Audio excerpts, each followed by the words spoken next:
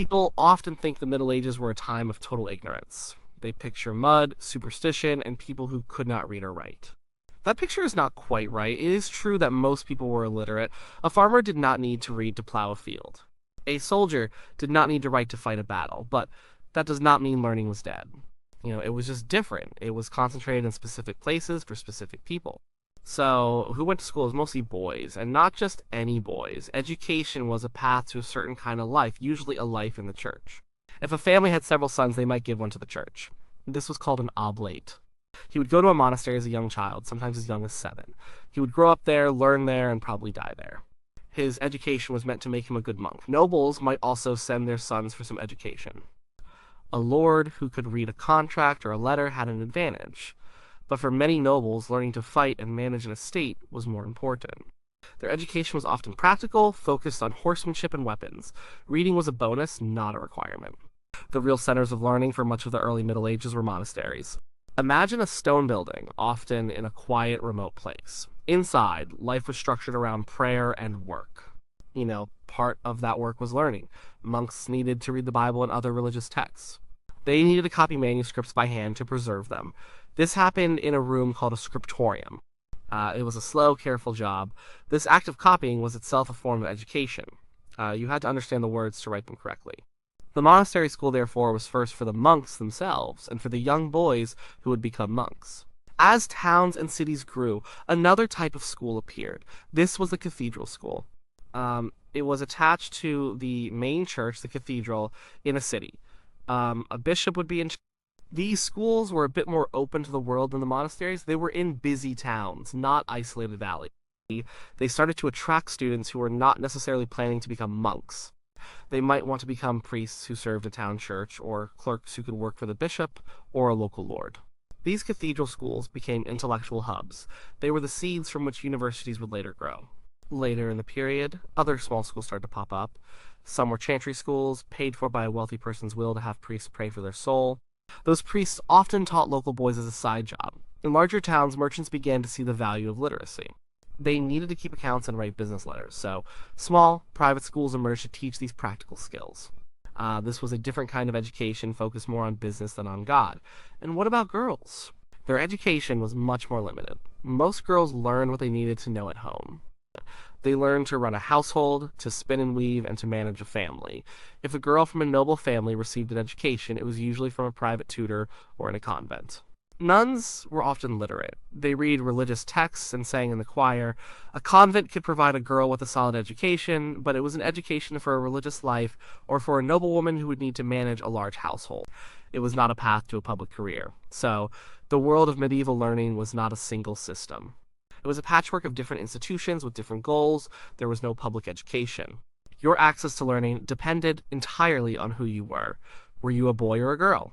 Were you a noble, a merchant's son, or a peasant? Were you destined for the church or for a life of manual labor?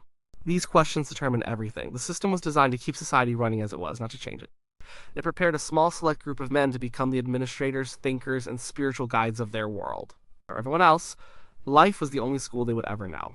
Once a student entered a school, what did he actually learn? The foundation of all medieval education was something called the 7 liberal arts. This was an idea inherited from the Roman world. The arts were liberal because they were the skills worthy of a free man, a liber. They were not practical job training for a craftsman. They were skills for the mind. The 7 arts were split into 2 parts. The first part, the basic one, was called the Trivium. The name means the 3 roads, or the place where 3 roads meet. It was the essential toolkit for any educated person. The 3 subjects were grammar, logic, and rhetoric. Grammar was the first and most important road. But it was not just about learning the parts of speech like we do today. For a medieval student, grammar meant learning Latin. Latin was the language of power, knowledge, and God. The Bible they used, the Vulgate, was in Latin. Church services were in Latin. The works of the great thinkers, both Christian and pagan, were in Latin. The law was written in Latin. If you wanted to be part of the conversation of educated Europe, you had to know Latin. It was the international language. An English scholar could talk to an Italian scholar because they both knew Latin. So a young student spent years on Latin grammar. He would memorize declensions and conjugations. He would read simple texts and then move on to harder ones. The main goal was to be able to read and understand important books. He would study the Bible, of course, but he would also read Roman authors like Virgil and Ovid. The teachers believed these pagan authors provided excellent examples of good Latin. They had to be careful, of course. These stories were full of pagan gods and immoral behavior. But the beauty of the language was considered worth the risk. The student learned to analyze sentences, to understand their structure, and to grasp the meaning of difficult passages. The grammar was the key that unlocked the entire library of written knowledge. The second road was logic, or as it was often called, dialectic. Once a student could read Latin, he had to learn how to think. Logic was the art of reasoning. It taught a student how to build a proper argument and how to spot a flawed one. This was not just an abstract exercise, it was the main method of intellectual work in the Middle Ages. The primary tool was the disputation. In a disputation, a master would propose a question. For example, can a good man be unhappy? Students would then have to argue for and against the proposition using the rules of logic. They had to define their terms, present evidence from authoritative texts, and build a chain of reasoning to support their conclusion. This was a mental workout. It sharpened the mind and trained students to be precise and rigorous. The great hero of logic was the ancient Greek philosopher Aristotle. His works on logic, translated into Latin, became the standard textbooks. Or learning logic meant learning how to analyze problems, break them down into smaller parts, and resolve contradictions. This skill was crucial for the most important intellectual task of the age, theology. Theologians had to make sense of the Bible, a complex book full of stories, laws, and prophecies that sometimes seemed to contradict each other. Logic was the tool they used to build a coherent system of belief from these texts. The third road was rhetoric. If grammar taught you to read and logic taught you to think, rhetoric taught you how to express yourself effectively. It was the art of persuasion. After you had used logic to figure out the truth, you needed rhetoric to convince others of it. This had very practical applications. A student learned how to write a persuasive letter. This was important for anyone who worked for a king or a bishop. He learned how to draft a legal document making the case for one side. And, most importantly for a future priest, he learned how to write and deliver a sermon. Rhetoric was about more than just flowery language. It was about structure. How do you begin a speech? How do you present your arguments in the most effective order? How do you conclude with power? And students studied the works of Roman orators like Cicero. They learned about different styles of speaking and writing and when to use them. Rhetoric was the public-facing part of the Trivium. It took the internal skills of reading and thinking and turned them outward. It was the art of making knowledge effective in the world. These three roads, grammar, logic, and rhetoric, formed the complete foundation of a medieval education. They were not seen as separate subjects in the way we see English and math. They were a unified whole. They were a progressive training of the mind. First, you learn the words, then you learn how to think with them. Finally, you learn how to use them to persuade others. A student who had mastered the Trivium was considered truly literate and ready for more advanced study. He had the tools he needed to engage with any subject. After a student had walked the three roads of the Trivium, he was ready for the next stage of his education. This was the Quadrivium, which means the four paths. These subjects were considered higher and more difficult than the Trivium. While the Trivium was about language and the human mind, the Quadrivium was about number, quantity, and the nature of the physical universe. It was seen as a way to understand the mind of God. The four subjects were arithmetic, geometry, music, and astronomy. Arithmetic was the first of these four paths, but it was not what we think of as arithmetic today. It was not primarily about calculation for everyday purposes. A merchant might learn basic addition and subtraction for his business, but that was seen as a craft, not a liberal art. The arithmetic of the Quadrivium was what we would call number theory. It was the philosophical study of numbers themselves. Students learned about the properties of numbers. They studied prime numbers, perfect numbers, and the relationships between them. This was based on the work of ancient thinkers like Pythagoras and, more directly, a Roman philosopher named Boethius. For medieval scholars, numbers were not just abstract tools, they had deep symbolic meaning. They believed God had created the universe according to numerical principles. The number 3 represented the Trinity. The number 4 represented the evangelists, or the seasons. The number 7, a combination of 3 and 4, was particularly powerful, representing the sum of the divine and the earthly. By studying the properties of numbers, a student was thought to be getting a glimpse into the hidden structure of God's creation. It was a form of intellectual worship. The second path was geometry. Like arithmetic, this subject was not primarily for practical use, like building a house. It was a theoretical discipline, based almost entirely on the work of the ancient Greek mathematician Euclid. Students would work their way through his book, The Elements. They learned about points, lines, planes, and solids. They learned how to construct proofs, starting from a set of basic axioms and logically demonstrating complex theorems. Now, geometry was valued because it taught abstract reasoning. It trained the mind to think about perfect, unchanging forms. A triangle drawn in the sand was imperfect, but the idea of a triangle, the form of a triangle, was perfect and eternal. This was deeply influenced by the philosophy of Plato. For medieval thinkers, these perfect geometric forms were like thoughts in the mind of God. The physical world was a messy, imperfect reflection of this divine geometric order. Studying geometry was a way of training your mind to see beyond the messy physical world to the perfect, logical reality that lay behind it. It was about order, harmony, and proof. The third path of the Quadrivium was music. Again, this was not what we might expect. It was not about learning to play the lute or to sing. While monks and priests certainly learned to sing for church services, the music of the liberal arts was a mathematical and philosophical subject. It was the study of harmony and proportion. Following the ancient Greeks, medieval scholars believed that the principles of musical harmony were based on simple numerical ratios. The pleasing sound of an octave was produced by a string half the length of another, a ratio of 2:1. A perfect fifth corresponded to a ratio of 3:2. Music was, in essence, number made audible. A student of music would study these ratios, and the theory of scales and intervals. But it went deeper than that. They believed these same mathematical harmonies that governed music also governed the entire universe. This was the idea of the music of the spheres.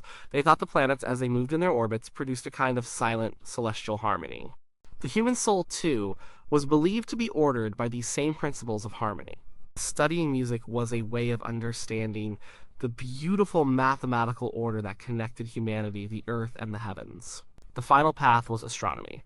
This was the most practical of the four subjects, but it was still deeply connected to philosophy and theology. The main purpose of studying astronomy was to understand the movements of the heavens, the sun, the moon, and the planets. This had a very important practical application for the church calculating the calendar. The date of Easter, the most important Christian festival, is a movable feast. It depends on the cycles of the sun and the moon. Accurately predicting its date was a major scientific and administrative challenge, and astronomy was the tool needed to solve it. Students learned the Ptolemaic model of the universe, which placed the Earth at the center with everything else revolving around it in complex circles. They learned to use instruments like the astrolabe to measure the position of the stars. But astronomy was also a way of contemplating the glory of God's creation. The heavens were seen as a realm of perfection and order, unlike the chaotic and changing world below. The predictable, circular motions of the planets were a sign of divine reason. While it was related to astrology, and many scholars did believe the stars influenced events on Earth, the primary focus in the schools was on the mathematical description of the cosmos, not on telling fortunes. Together, these four paths of the Quadrivium represented a journey from the earthly to the divine. They began with pure number in arithmetic, moved to number in space with geometry, then to number in time with music, and finally to number in space and time with astronomy. A student who mastered the Quadrivium was believed to have a truly comprehensive understanding of the universe as God had made it. He had moved from the world of human words to the world of divine numbers. Mastery of the 7 liberal arts, the Trivium, and the Quadrivium was the goal of a general education. A student who completed this course of study would earn a degree, a Master of Arts. He was now considered a true scholar, but for some this was just the beginning. The liberal arts were the foundation, but a great building needed more than just a foundation. For those who want to become true experts, the next step was to enter one of the higher faculties at a university. Starting around the 11th and 12th centuries, some of the old cathedral schools began to transform into something new universities. Places like Bologna, Paris, and Oxford became magnets for students and masters from all over Europe. They were organized communities of scholars with set curriculums and the authority to grant degrees. It was in these new institutions that specialized professional education truly began. There were 3 great specializations, 3 higher fields of study: theology, law, and medicine. Theology was considered the queen of the sciences. It was the most prestigious and difficult subject a person could study. Its goal was nothing less than the systematic study of God and his relationship with humanity.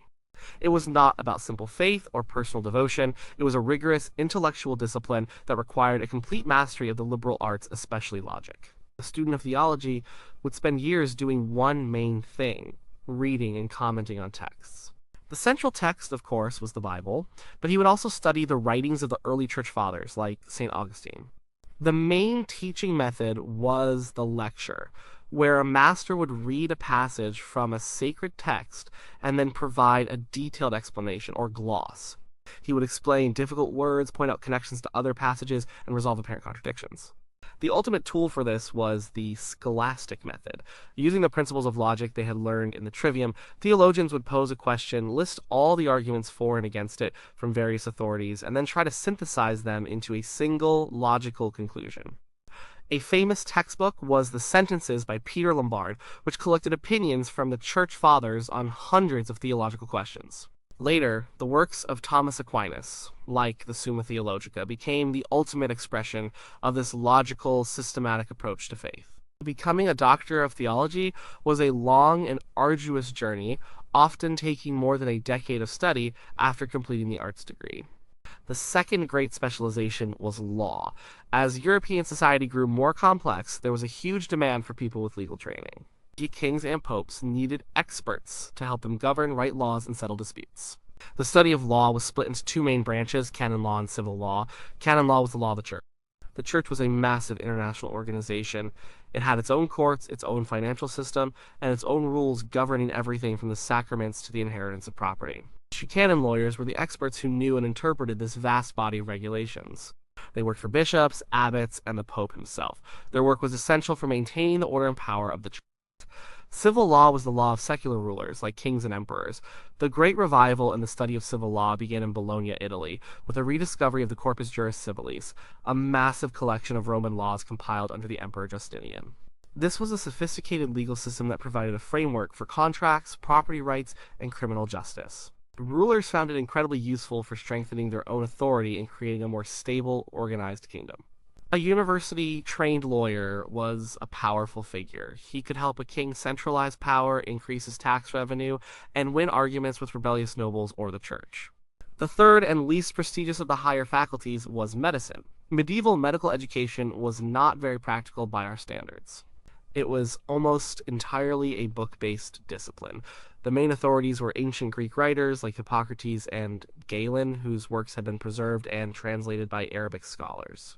A medical student would spend his time reading these texts and learning the dominant theory of health, which was the theory of the four humors. This theory held that the body was composed of four fluids: blood, phlegm, yellow bile, and black bile. This illness was caused by an imbalance of these humors. The job of the physician was to determine which humor was out of balance and then prescribe a treatment to restore it. This might involve changing the patient's diet, prescribing herbal remedies, or performing bloodletting. There was very little hands-on training. For a long time, dissection of human bodies was rare or forbidden. The university-trained physician was a theorist. He understood the principles of medicine. The actual hands-on work of surgery or setting bones was often left to a lower class of practitioner, the barber surgeon, who was trained as an apprentice, not at a university. These three great specializations, theology, law, and medicine, represented the pinnacle of medieval learning. They were the professional schools of their day, training the elite who would manage the spiritual, administrative, and physical well-being of society. They took the general intellectual tools of the liberal arts and applied them to the most complex and important problems of their world. Why did they learn these things? What was the point of spending years memorizing Latin verbs, arguing about logic, and studying the ratios of musical harmony?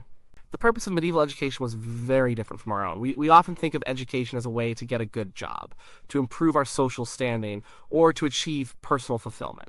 For the medieval scholar, the goals were both grander and more focused. The entire system was built to serve two main purposes: the salvation of the soul and the maintenance of a Christian society.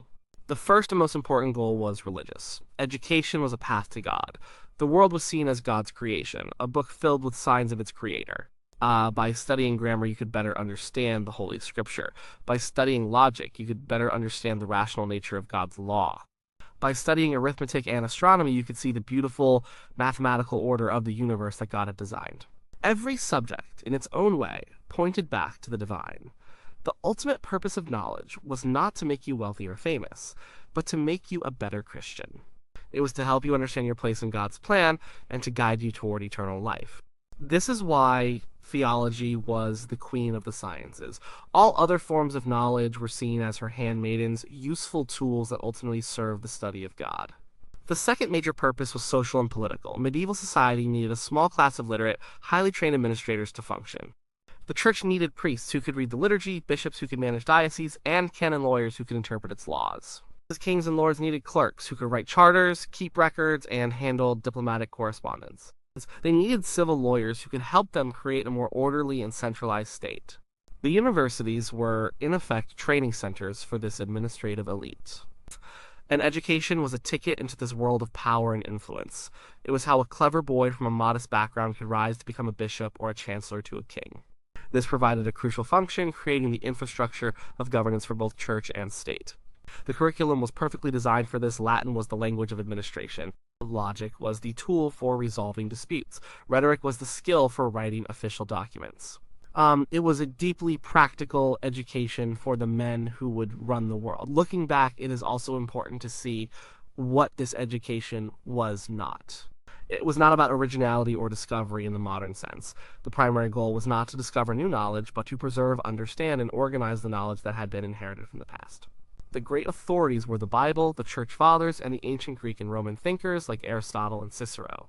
A scholar's job was to master this body of accepted wisdom, not to challenge it.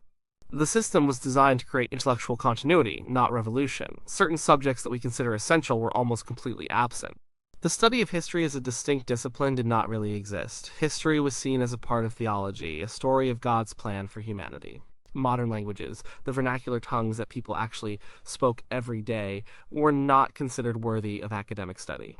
Science, as we know it based on experiment and observation, was not part of the curriculum. While they studied the natural world and subjects like astronomy, their approach was based on interpreting ancient texts, not on conducting new experiments. So, was this system a success? By its own standards, absolutely. It produced generations of theologians who built a vast and complex intellectual framework for Christian belief. It trained the lawyers and clerks who created the legal and administrative foundations of European states. It preserved ancient knowledge through a period of great instability. It created a unified intellectual culture across Europe, bound together by a common language and a common set of texts. The medieval school was a product of its time.